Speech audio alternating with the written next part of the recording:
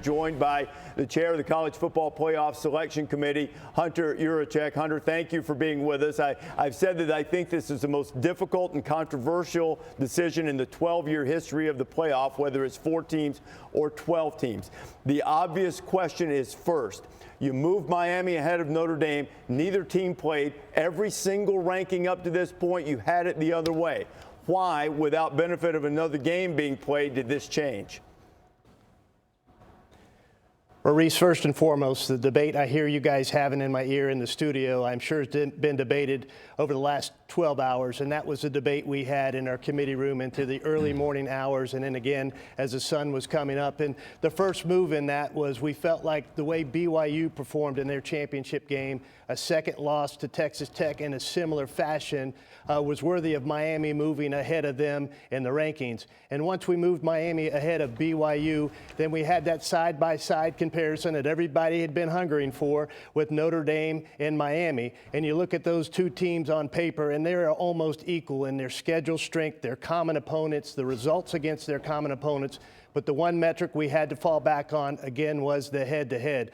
I charged the committee members to go back and watch that game again, the Miami-Notre Dame game, because it was so far back. And we got some interesting debate from our coaches on what that game looked like as we watched it. And with that in mind, we gave Miami the nod over Notre Dame into that 10 spot. But, Hunter, the way you guys go about ranking teams, you don't just have them rank their best 25 and everybody adds it up and do the math. I mean, the head-to-head, these teams had, almost by mathematical definition, had to be in the same group to be evaluated prior to this. I don't have a problem with the outcome. I'm asking about the process. So you're telling me that head-to-head never really came up until they were ranked side by side? That seems to be different from the process of ordering and ranking the teams that you guys go through. Maurice, if you recall, Miami was a loser of 2 of 3 when they entered the poll at 18, and they were in close proximity to Louisville at the time, who I believe was below them in 21st or 22nd spot. And we didn't use the head-to-head metric to compare Miami and Louisville, a team who had beat Miami. But not until they really got in close proximity, side by side with the move with BYU, were we able to evaluate just those two teams side by side. We always had someone between them, whether it was previously Alabama and BYU, and then just BYU in the last week. Okay, but I still need a little further explanation on why this matters, because it is accurate to say that at some point in this process prior to this weekend, that at least in the group of teams, the 6, and when you go to 4 and carry them over and all of that, that Miami and Notre Dame have been in the same group for evaluation. Is that correct? That is correct, Reese.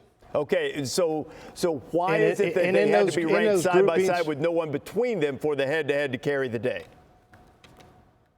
As I mentioned last week in last week's rankings, we thought Notre Dame was better than BYU and deserved to be ranked higher than BYU. And we thought BYU deserved to be ranked higher than Miami, and that's the way that laid out. After the championship game in the Big 12 and the way BYU performed again against Texas Tech, we felt like Miami deserved to be ranked ahead of BYU. And then you had the direct head-to-head comparison of those teams, Miami and Notre Dame, sitting respectively at 10 and 11 in our poll. Okay, Hunter, I appreciate your time. I know I've drilled down on this, but I have a couple more that I think are pretty important.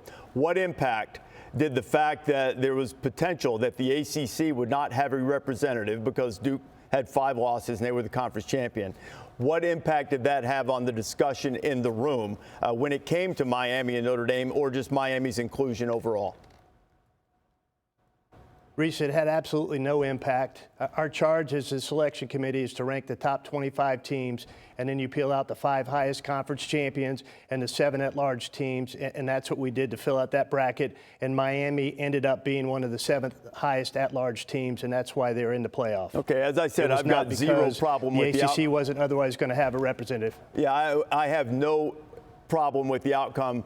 We're just talking process here. And so the same question about Alabama. I think Alabama pretty clearly had the best metrics, best resume of the 3 teams. However, they hadn't played well, and they did not play well in the conference championship game. So, and that was to Georgia's credit. Georgia played brilliantly. Yeah. What was the selection committee's perspective on on conference championship game performance and what could happen to you punitively if you did have a day like Alabama had yesterday? Yeah, we evaluated all of those conference championship games and felt like in the end, regardless of Alabama's performance yesterday, their body of work in those first 12 games where they had probably the best win, arguably this season, winning at number 3 Georgia, having a win against Vanderbilt, wins against Tennessee as well. Their strength of schedule was the highest in the top 11, and we felt like in spite of their performance yesterday in the conference championship, they deserve to stay in that 9 spot. Okay, let's do one that's a little bit less controversial, but Greg McElroy brought it up, and it was a great point. Ole Miss, Texas A&M. A&M has some metrics that are a little bit better, similar records and all of that, and it would appear right now that Ole Miss got an easier path than A&M did, at least to start. What was the thought process behind how you wound up ranking Ole Miss a spot ahead of Texas A&M?